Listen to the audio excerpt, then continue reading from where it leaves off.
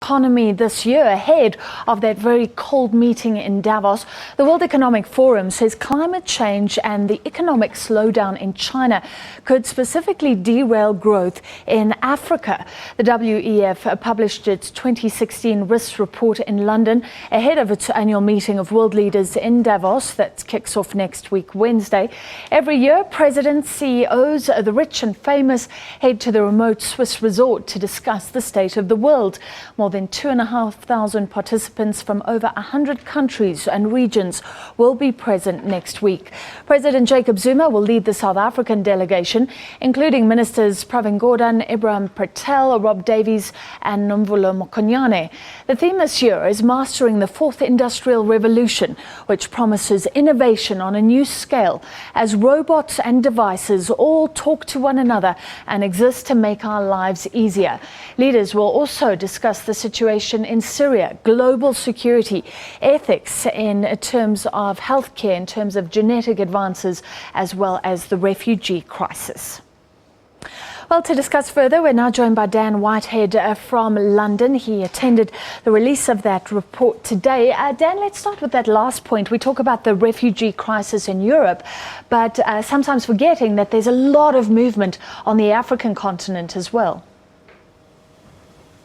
Yeah, absolutely. If you look at the migrant crisis which affected Europe over the summer and continues to do so, it was the Middle East and Africa where those migrants stemmed from, countries such as Eritrea being one of the main focuses which was looked at in the migrant summit at the end of last year. But this report from the World Economic Forum released today really is a precursor to that meeting that you were talking about in Davos, which kicks off next week. It really prioritises what are the big risks, what are the big problems which economies around the world are going to face during 2016, and it prioritises those in a sort of top 10 in two specific sections in terms of the impact and also in terms of the likelihood. So if we look at the impact for global economies, the failure of climate change mitigation is the number one impact which will affect global economies. And we'll come on to just how Africa is highly affected by that in a bit. And in terms of likelihood, large-scale involuntary migration. And one of the things which the experts at the World Economic Forum were keen to stress today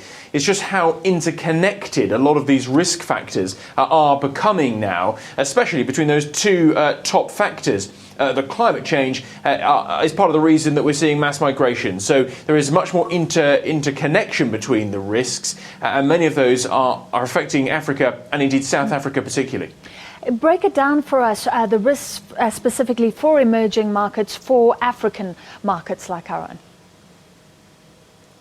Yeah, absolutely. Well, I mean, you know, President Zuma has a big task when he goes to Davos to discuss the challenges which South Africa faces in the year ahead. You can look at commodities, for instance, the struggle which the mining sector and agricultural sector has seen in South Africa during 2015. That comes down to climate change, the drought, which of course has affected those industries specifically. And in terms of the commodities, China, the slowdown and the economic woes we're seeing in China, how they're directly affecting demand, which of course in terms of commodities is the biggest driver for the economic growth in Africa. So there's an interconnection between problems in developed and established markets and emerging markets and the continent as a whole. In terms of the migration issue, that of course was highlighted, as I mentioned, at the Migration Summit in Valletta in Malta at the end of last year. The countries, Europe and African countries, are still working together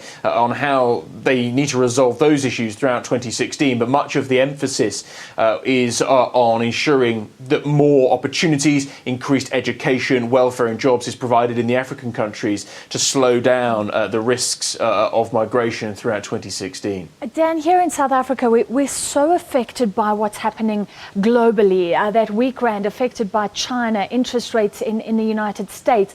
Did they talk about that global financial markets picture? Some even talking of another 2008, the possibility of financial collapse this year. That is what the analysts are saying, because if you look at where we are currently on the global economy, falling oil prices, lowering in manufacturing, interest rates slowly starting to increase, what we have are the beginnings of what looked like the 2008 financial crisis. And that is the concern among analysts, that 2016 will see a repeat of that. And that is what has been spooking the markets, spearheaded by the fall in the mega giant of manufacturing China already in the first couple of weeks. And the concern for South Africa, one of the analysts I was speaking to today, is that it really is the powerhouse, along with other countries such as Nigeria, for the whole continent as a whole. So it's very imperative, the experts at the World Economic Forum are saying, that South Africa must increase stability, must increase prosperity, not only for its own sake, but for the wider continent. And that, of course, isn't helped by the chaos that we saw at the finance ministry in South Africa in the final weeks of 2015. So President Zuma certainly has a tough task when he goes to Davos, convincing, the business investors and fellow world leaders that he's on the track to stabilise South Africa's economy throughout this year. All right, thank you so much, Dan Whitehead in London, and Brian, South Africa, taking this seriously, saying this will be a chance to alleviate some of the concerns, to show again South Africa open for business, but there are some concerns floating around. Finance Minister Pravin Gordhan has